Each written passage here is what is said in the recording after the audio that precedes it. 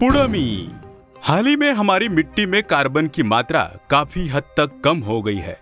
पौधों को इन कार्यों में सक्षम करने के लिए लंबे समय तक रासायनिक उर्वरकों से उपयुक्त पोषक तत्व प्राप्त करने में, मजबूत पौधों और जड़ व्यवस्था के अच्छे विकास के लिए, पौधों को लाभदायक जीवाणु और कवक के विकास के लिए मिट्टी में कम से कम 2% कार्बन होना चाहिए। पुड़मी के उपयोग से कार्बन का प्रतिशत बढ़ जाता है। पुड़मी में 50% ह्यूमिक एसिड होता है। साल में कम से कम 2 बार पुड़मी के उपयोग से मिट्टी में कार्बन की मात्रा बढ़ जाएगी। इसका नतीजा फसल और मिट्टी दोनों स्वस्थ रहेंगे। हमें अच्छी पैदावार मिलेगी। हमें 20 किलो प्रति एकड़ पुड़मी का उपयोग करना चाहिए।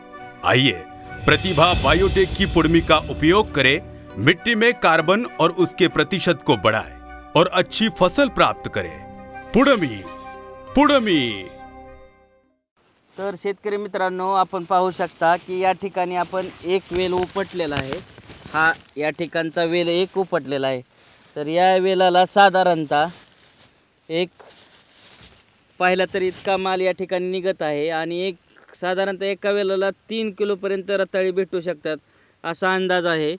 अजून या रताळ्याची पूर्ण वाढ झाल्यानंतर ह्याचं अजून वजन वाढू शकतं। तर तुम्ही पाहू शकता की या ठिकाणी कोकोलीच्या वापरामुळे पांढऱ्या मुळ्यांची संख्या कशी आहे। ही पांढरी मुळं बघा तुम्ही, पूर्णपणे पांढरी मुळं आहेत या ठिकाणी।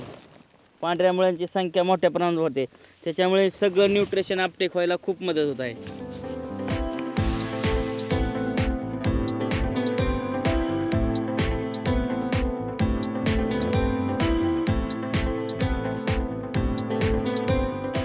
जाणारं रताळं किंवा स्वीट पोटॅटो, या पोटॅटोची ही संकेश्वरी व्हरायटी आहे।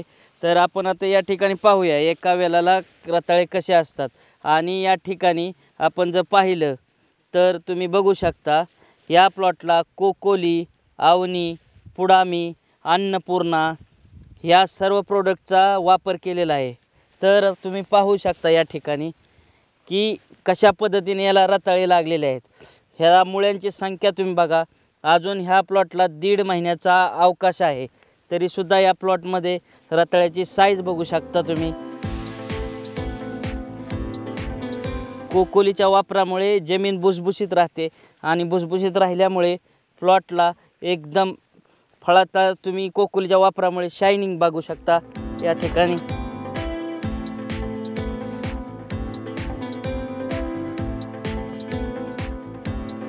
हे बघा तुम्ही या ठिकाणी रताळ्याची लांबी किती झालेली आहे। यापासून इथपर्यंत अजून सुद्धा इथं खोल आहे। तसेच या ठिकाणी सुद्धा पाहू शकता तुम्ही, हे बघू शकता तुम्ही, ह्याची फुगवण सुद्धा किती छान पद्धतीने झालेले। तर कोकोलीचा वापर केल्यामुळे याला कलर सुद्धा छान आलेला आहे, लस्टर सुद्धा पूर्णपणे चांगला आहे आणि मुळांची संख्या सुद्धा छान आहे। हे बघू शकता तुम्ही या ठिकाणी अशा पद्धतीचं सेटिंग सुद्धा भरपूर आहे आणि याला साईज सुद्धा भरपूर मिळालेली आहे। या ठिकाणी हा माल एक तर 1.5 किलोपर्यंत होऊ शकतो। याची सुद्धा अजून साईज होणार आहे। 1.5 महिना टायमिंग असल्यामुळे हे सुद्धा फुगणार आहे। अजून तुम्ही पाहू शकता कोणत्याही प्रकारची झीपचा वापर केला आहे, त्याच्यामुळे याला कोणत्याही प्रकारची कीड या ठिकाणी दिसून येत नाही। कुठेही तुम्हाला हा रताळ्याचा फळ किडलेलं दिसत नाही आहे। त्याला कारण आहे झीप वापरले, कोकोली वापरल्यामुळे जमीन भुसभुशीत राहिली आणि ह्याची फुगवण चांगल्या पद्धतीने होत आहे। आता ह्या प्लॉटला आपण एक जुकाची आळवणी घेणार आहे, त्याच्यामुळे अजून साईजमध्ये फरक पडेल आणि अजून फुगल। हा प्लॉट अतिशय सुंदर आहे। 1 महिना ते 1.5 महिना ह्याचा हार्वेस्टिंगसाठी अजून वेळ आहे।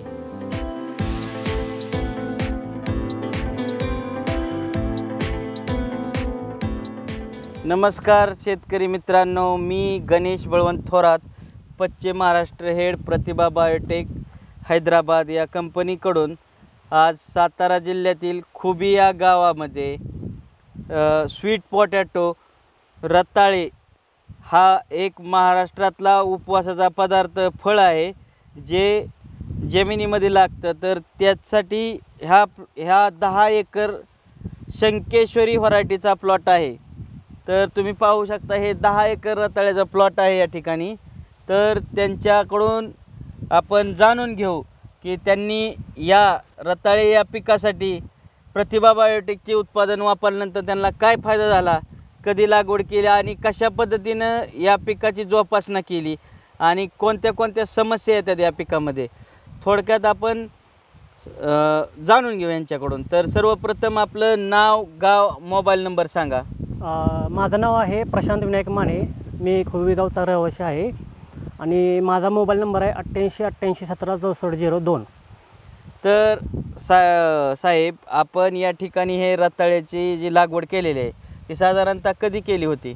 रताळ्याची लागवड ही आपण 1 जूनच्या दरम्यान केलेली लागवड. किती एकर आपण लागवड केलेली आहे? जवळजवळ मी 10 एकर क्षेत्र लावलेलं आहे. 10 एकर तुम्ही रताळ्याची लागवड केली. कोणती व्हरायटी आहे सर ही?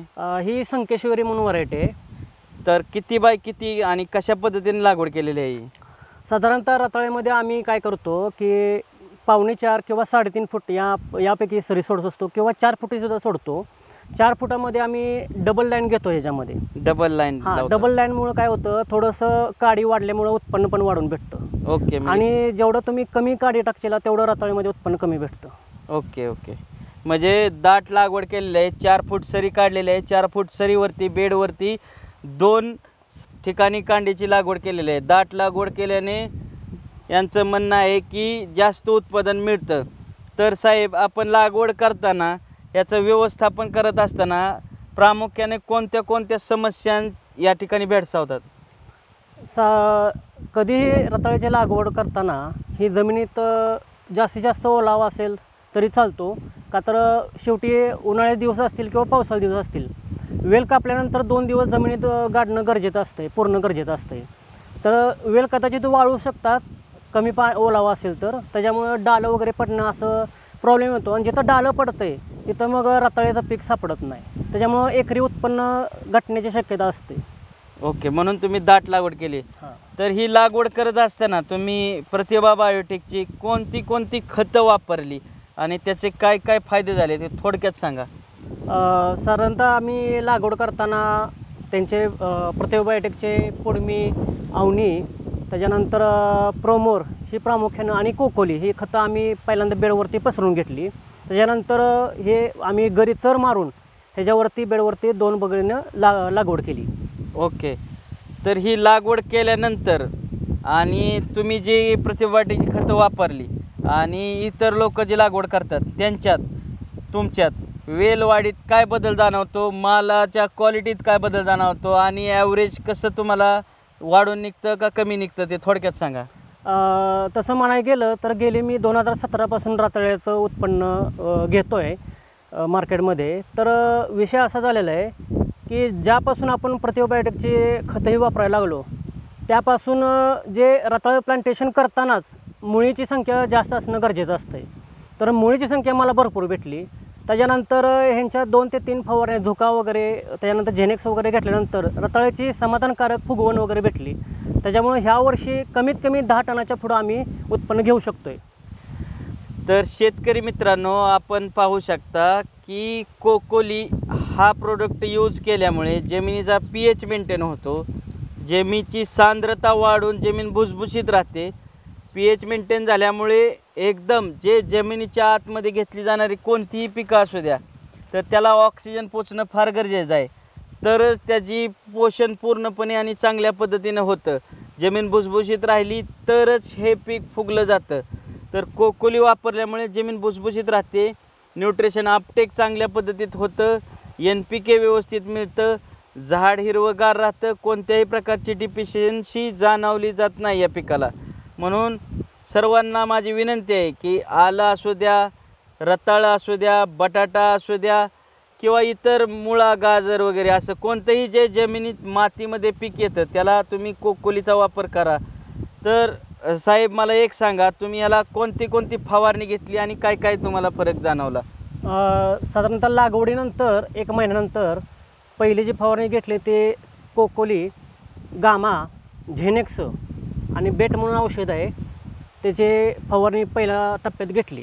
त्याच्यानंतर दुसरी फवारणी पण ह्याच पद्धतीने घेतलेली आहे. हायाशीच पुन्हा रिपीट घेतली? हां, रिपीट केलेलं आहे. ओके. तर तुम्ही आता तुमच्या सांगण्यावरून असं लक्षात येतं आहे की तुम्ही कोणत्याही प्रकारची रासायनिक खतं या प्लॉटला नाही. अजिबात वापरलेले नाहीत. नाही नाही, रासायनिक खत आम्ही वापरलेलंच नाही. रासायनिक खतं वापरणाऱ्या शेतकरी आणि तुमच्यात काय बदल जाणवतोय? रासायनिक खतं वापरल्यामुळे काय होतंय की कधी कधी काडावरती वेल जाण्याचे चान्सेस असतात. Okay okay. आणि दुसरी गोष्ट जमिनीमध्ये पांढरटपणा उठतोय आणि जरा कडकपणा येतोय जमिनीला. Okay okay. तर रताळ्याच्या पिकाला जेवढं भुसभुशीतपणा असेल तेवढं रताळी खोलवर आणि लांब सडक अशा पद्धतीने रताळं सुटले जातात. ओके. म्हणजे आणि मार्केट साईज राहतो थोडक्यात. म्हणजे मार्केटला ज्या प्रकारच्या फळाची मागणी तशा प्रकारची फळं तुमची तयार झालेली आहेत. हां बरोबर. तर मला एक सांगा तुम्ही की आज तुम्ही 10 एकर शेतीत हे जे शंकेश्वरी व्हरायटी रताळी लागवड केली तर एकरी काय उत्पन्न निघू शकतं आणि काय अपेक्षित आहे तुम्हाला? जर आपण ते सरीच्या ह्याच्यावर राहतं तर आपण 4 फुटाची सरी सोडू किंवा 3.5 फुटाची सरी सोडू ह्याच्यावरती उत्पन्न आणि काडी किती पद्धतीने काडी लावू ह्याच्यावरती उत्पन्न. पण माझ्या माहितीप्रमाणे आत्तापर्यंत माझं 10 ते 12 टन एकरी उत्पन्न निघालेलं आहे. हां, ज्यापासून मी प्रतिभाची खतं वापरलेत माझं उत्पन्न वाढलेलं आहे, कमी आलेलं नाही. ओके, धन्यवाद साहेब.